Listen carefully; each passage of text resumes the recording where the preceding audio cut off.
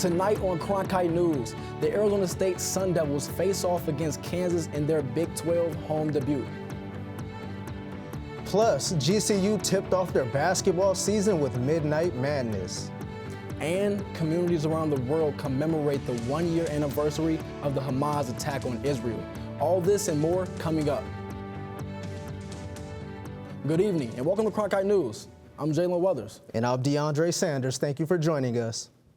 The Arizona Cardinals were looking for a win yesterday after dropping back-to-back games. Yes, they lost by 28 points to the Commanders last week and had an even tougher matchup this week, traveling to San Francisco to face the defending NFC champs. The Cardinals struck first against the 49ers with a 50-yard touchdown run from Kyler Murray. San Francisco answered and took a 23-10 lead into the locker room at halftime. The Cardinals held the 49ers scoreless in the second half and posted 14 unanswered points to claim a 24-23 victory. With the win, the Cardinals improved to 2-0 against the NFC West this season after going winless last year. The Cardinals now sit just a game behind the Seahawks for the top spot in the division. The Cardinals currently hold the tiebreaker over the 49ers. Here's linebacker Mack Wilson on yesterday's big win. The defense, we come out of the game on fire. I felt like offense come down, scoring 2 plays. You know, we had an explosive return in the kicking game. Everything was just complementary of one another. And, you know, when you play like that, you set yourself up to win a lot of games in this league. And, you know, it's hard to come by wins. You know, it's tough. It's tough to win every week, you know, and you just gotta take advantage of those opportunities and capitalize on them. A big win for the Arizona Cardinals, and especially a huge help from a member of the Cardinals practice squad, someone you personally know, kicker Chad Ryland. Yeah, that's actually right, John Dre. I do know Chad Ryland. He went to Eastern Michigan to play football with me, actually. He got picked up by the Patriots back in 2023, but was cut this past August. One word I can use to describe Chad, though, is persistent. So it was no surprise to me that Chad went from being on no active roster just last week to being signed by the Cardinals to the practice squad and then eventually going on to kick the game-winning field goal this past Sunday. So it was just an amazing story. Yesterday, Ryland replaced the injured Matt Prater, and despite having a blocked kick in the second quarter, he connected on all of his other field goal attempts. Ryland drilled a 42-yard field goal in the third quarter before converting the go-ahead field goal to seal the win. He also won over the Cardinals locker room as well. But I mean, he gets here, has an unbelievable week of practice. I got to connect with him early in the week. I was like, we ain't changing anything. This guy can hit it from everywhere and full confidence, you know what I mean? Go bang it through, and that's what he did. Especially, too, how many did he make after the one got blocked? You know, that's like shanking a T-ball and having to rip driver a couple more times. It's not easy. He did a good job. It was Maroon Madness at Mountain America Stadium Saturday. Arizona State played in their first ever Big 12 Conference home game. And as our Kayla Marino reports, the team and fans brought the energy Kenny Dillingham was hoping for. Sun Devil fans poured into Mountain America Stadium Saturday night as Arizona State took on the Kansas Jayhawks for the first time in program history, kicking off their first Big 12 home game while bringing the heat in a thrilling 35-31 Sun Devil win. It's about winning every single play, and it doesn't matter how many plays it takes to win every single play, and that's what it was. I mean, once again, we played an ugly game, but we played so hard. We played with passion. We made the plays in the fourth quarter. The outcome of winning didn't just come from the players on the field. The game environment and the energy from the fans made a big difference. It was definitely rocking tonight. Like I said, they don't know how much of a difference they make in there. Their environment was a great college football environment, Big 12 game. So for me, it was lovely. Consider the Valley activated. Kenny Dillingham, in his 2 years as ASU football head coach, have been asking fans to show up and create a great environment. And tonight, those dreams turn into reality here at Mountain America Stadium. They dreamt of this. They run out of the tunnel, and they dreamt of it being a sold-out crowd and running through all the fans and people cheering, fire up the crowd. that is still real. When you run out of the tunnel and you feel that, that's real, and it fuels our guys. And 3-0 at home. While the 54,000 plus fans in attendance helped energize the players, they also brought the passion to each play their head coach preached about in practice. It's hard to see in football is being consistent and winning. All props to this man because, he harps on that. The only reason we perform like that in practice is because the head man saying stuff like that, and then we got to go out there and do it as well. So big props to the whole team. A big props to the team is right, sealing the win with just 16 seconds left in the game. In Tempe, Kayla Marina, Cronkite News. The game netted 2 Big 12 weekly honors as running back Cam Scatterbull received Call Offensive Player of the Week, and then on top of that, their quarterback Sam Levitt earned Newcomer of the Week as well. Yeah, that's a big win for ASU and major accomplishments to them. The Sun Devils look to keep things going Friday night at home against 16th-ranked Utah Utes. And a quick flashback to halftime of Saturday's game when the team honored 7 new inductees into the school's Athletic Hall of Fame. Among those included in the 2024 class was 2-time Pac-12 Player of the Year Will Sutton, who also went on to play 3 seasons in the NFL.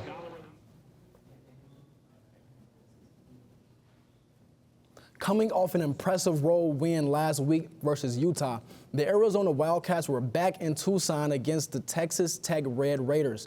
Both teams were undefeated in the Big 12 standings heading into this matchup. Down 18-3 at halftime, the Wildcats started to rally. Arizona battled all the way back to take a 1-point lead, actually, but they ended up trailing by 1 with under 2 minutes left. The Wildcats fumbled the ball, and Texas Tech went on to win 28-22, handing Arizona their first loss ever in the Big 12. The Wildcats will go on the road to play 14th-ranked BYU next Saturday. Schools around the country have begun ramping up for the college basketball season, and GCU followed that trend with another successful Midnight Madness event. Here is our Wilder Adams with more on the fan frenzy. The sights and sounds of the college basketball season are upon us. Come on, baby! Let's go! Friday night, GCU men's and women's basketball held its annual Midnight Madness event. Students started lining up outside Global Credit Union Arena last Monday, and when the doors opened, they were ready for the late night experience. I've been hearing about this event for like 3 years now, and it's just the most hyped up thing ever, and I have such high expectations. Optimism is high, with both the men's and women's teams coming off of winning seasons, with the men coming off of back-to-back trips to the NCAA tournament. Fans utilize their high hopes to further fuel the event. We have all the hype of the biggest party in college basketball, the GCU Havocs coming in, but then we also have an incredible basketball team coming off a run in March Madness, so it's just going to be a super awesome atmosphere tonight. Students were dressed in Vegas-themed costumes, recognizing GCU's final season in the Western Athletic Conference and final visit to Sin City for the conference's postseason tournament, before moving on to the West Coast Conference starting in the 2025-26 season. Every year, they just keep topping Midnight Madness, and I just thought the crowd engagement was so special this year. Obviously, this is our last year in the WAC, so kind of a nod to WAC Vegas. With the long off season in which the players are constantly grinding without the cameras on, GCU Midnight Madness is a way for the players to come back and get the energy going into the season. We've been practicing since June, so June, July, August, September, October. We do this with no fans. Nice to see our fan base, and it really gives us some excitement and momentum leading into our games. The season openers for both the men's and women's are on November 4th. In Phoenix, Wilder Adams. Cronkite News. Yeah, it seems like they were having fun out there. Both men's and women's GCU basketball teams kick off their season opener on November 4th. That's right. The men's team will compete against Cal State Fullerton, and the women's team will play Cal State Bakersfield. Coming up next, the Phoenix Suns has finally kicked off their preseason opener. That's right. Devin Booker, Kevin Durant, and the rest of the team was back in action last night against a familiar divisional opponent. Find out how the team performed in California against the Lakers' father and son duo after the break. Plus, will this heat ever end? We'll have your full forecast after the break as well.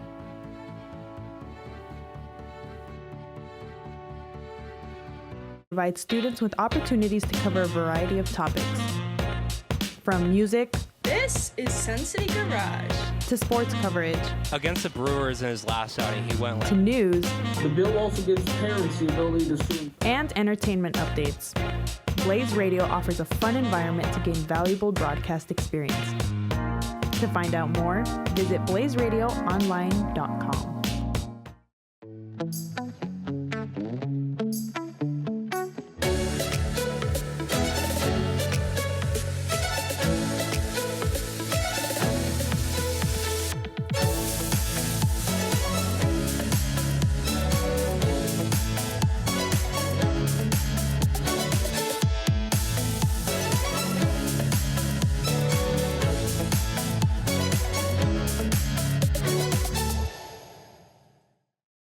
Innovation at the Walter Cronkite School is pushing the boundaries of traditional journalism. Storytelling has evolved over the years. This is part of that evolution. Students in the Innovation and Entrepreneurship Lab are using emerging technology to create scenes in augmented and virtual reality, coding playable games, and bringing the audience into the story. They're only limited by their imagination and their willingness to learn. Find out more at cronkite.asu.edu.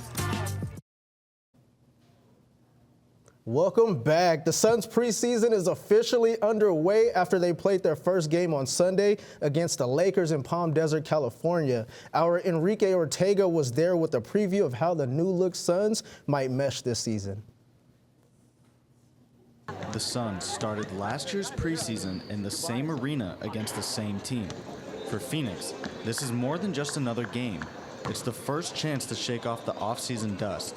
Even though we're miles away from Phoenix, one thing is clear: the passion for basketball is universal. It's the first preseason game. It's a few hours away from the house, so hopefully we see some purple and orange in here. But it'll be people in here cheering for the game of basketball, and they'll respect the talent that's on the floor, and we'll have a good fun night. Last season, the Suns ranked 25th in the NBA in three-point attempts. Suns guard Grayson Allen said last week that coach Mike Budenholzer preaches a lot of threes, and that showed against the Lakers. The Suns shot 39 threes in the game, with 21 coming in the first half. I think the pace and the willingness to catch and shoot and let the ball fly was good, but there'll be a lot to look at and improve. This game was full of firsts, from Tyus Jones getting his first start and contributions as a Sun, to the rookies Ryan Dunn and Oso Ighodaro getting game time. But on a more special note, it was the first time LeBron James and his son Bronny shared the court together. Crazy moment.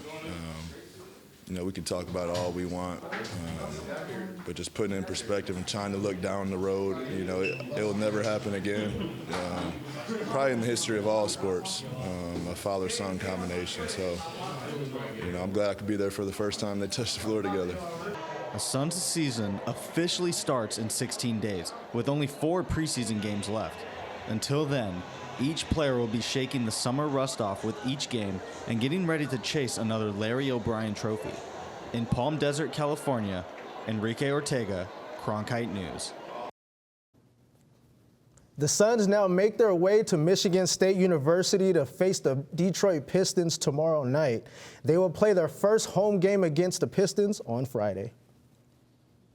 After competing in over 50 professional events in his career, former ASU golfer Kevin Yu was finally able to pick up his first win on the PGA Tour. Yu shot 23 under par to claim the Sanderson Farms Championship. On Sunday, the 26-year-old carded a final round 67 to advance to a playoff. In the first playoff hole, Yu made a birdie to defeat Bo Hostler and clinch his first win. With the victory, Yu claimed $1.4 million and a tour membership through the 2026 season. Yu will tee it up again this weekend at the Black Desert Championship in Utah. The tournament starts on Thursday and airs on the Golf Channel as well. Back here in the Valley, an excessive heat warning remains still in Arizona. That's right. Even though we're in the month of October, the weather is still not cooled down. Keller Brown joins us from the Cronkite Weather Center with what we can expect. All right, thanks, guys. Yeah, taking a look at the evening planner for Monday. Right around 8 p.m. is when it'll get below 100 degrees, right around the end of that Monday Night Football game between the Chiefs and the Saints. So perfect excuse to put off going outside until right around the end of Monday Night Football. Moving into more national news, as you see in the state of Arizona, not a whole lot of wind going on, but as we transition into the southern point of the U.S., specifically Tampa, Florida, Hurricane Milton is expected to make land right around Wednesday evening. So if you're in that area, please stay safe, as we are all thinking about you. Moving back into the Grand Canyon State, taking a look at the low temperature, 77 degrees in Phoenix, Arizona as the low. Not what we want to see heading into October. However, if you live in the Flagstaff area, it's a good excuse to get out and go on a morning hike or a morning dog walk. Moving into the higher temperatures, looking at 108 degrees in Phoenix. Definitely not what we want to see as we move into the middle of October. However, as I mentioned before, Flagstaff is a perfect temperature to get up and go on a day trip. 78 degrees, not too shabby at all. Moving now into the 8-day forecast, Tuesday, Wednesday, looking at 107 and 106 degrees as we transition into Friday and the weekend. Slowly starts to dip down into the low 100s, and Tuesday next week where we are looking at 99 degrees. So the high heat hasn't left us yet, folks, but we are slowly getting there. Back to you guys at the desk. Coming up on Cronkite News, Hurricane Milton increases its intensity. That's right. While residents are still cleaning up after Hurricane Helene, they now have to prepare for Milton. The state emergency response team preparing for the largest evacuation that we have seen. How Floridians are preparing for another major hurricane predicted to make landfall in just a matter of days. ASU's one and only student-run radio station, Blaze Radio, provides students with opportunities to cover a variety of topics. From music, This is Sun City Garage, to sports coverage, Against the Brewers in his last outing, he went to news, The bill also gives parents the ability to sue. and entertainment updates. Blaze Radio offers a fun environment to gain valuable broadcast experience. To find out more, visit blazeradioonline.com.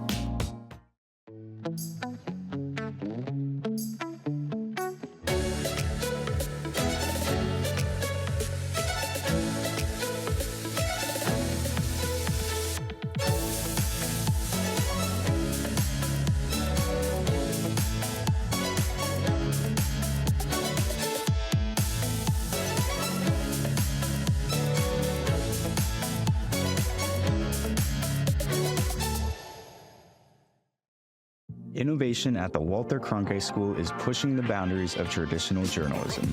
Storytelling has evolved over the years. This is part of that evolution. Students in the Innovation and Entrepreneurship Lab are using emerging technology to create scenes in augmented and virtual reality, coding playable games, and bringing the audience into the story.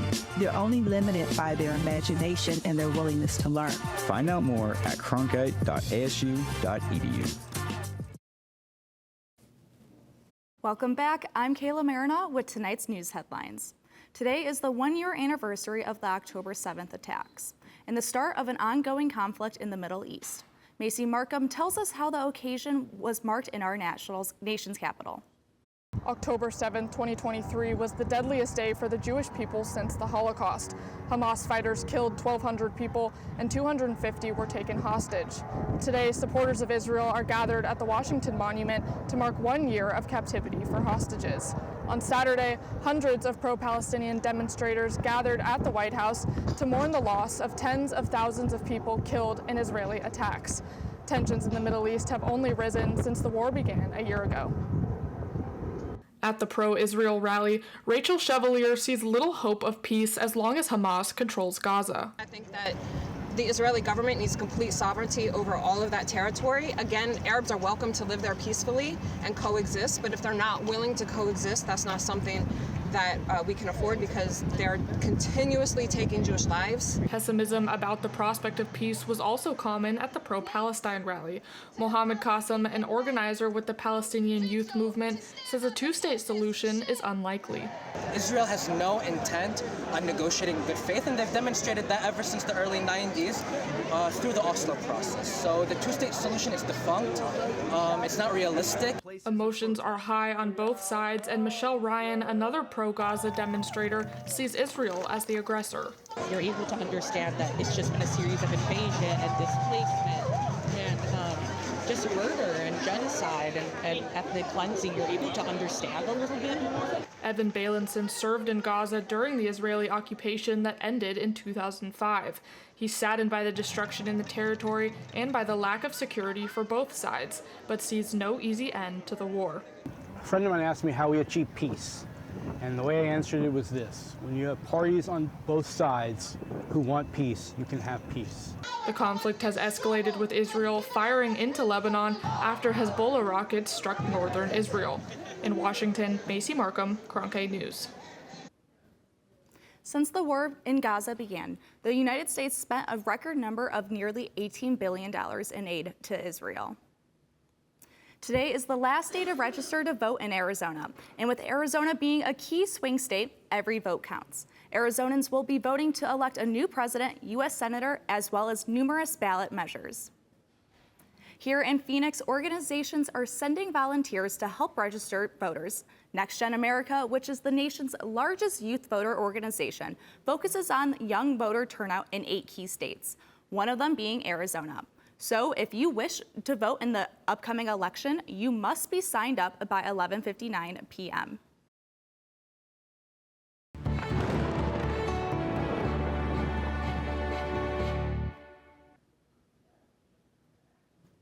Florida is starting what could be its largest evacuation effort since 2017.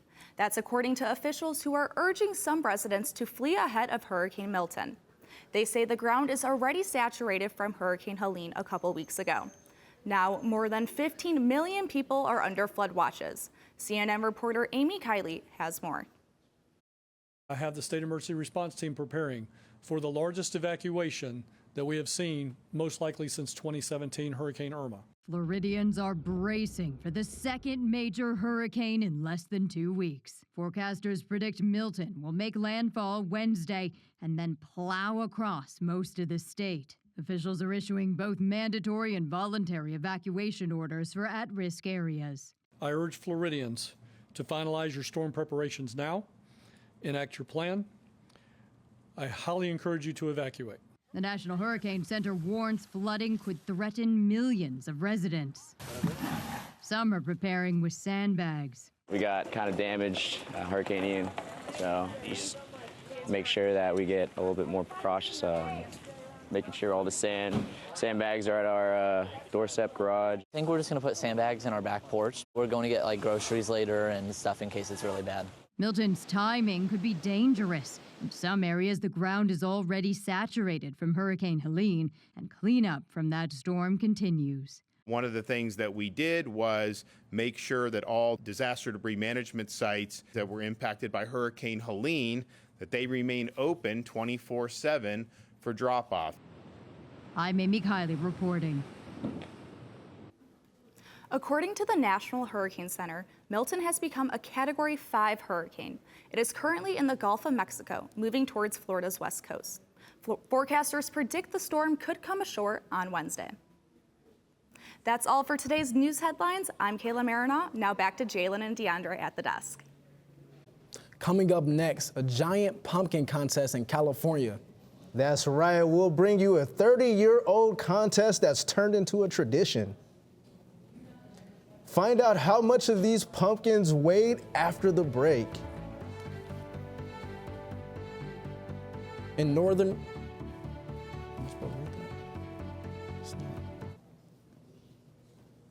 ASU's one and only student-run radio station, Blaze Radio, provides students with opportunities to cover a variety of topics. From music... This is Sun City Garage. To sports coverage. Against the Brewers in his last outing, he went to news. The bill also gives parents the ability to sue. And entertainment updates. Blaze Radio offers a fun environment to gain valuable broadcast experience. To find out more, visit blazeradioonline.com.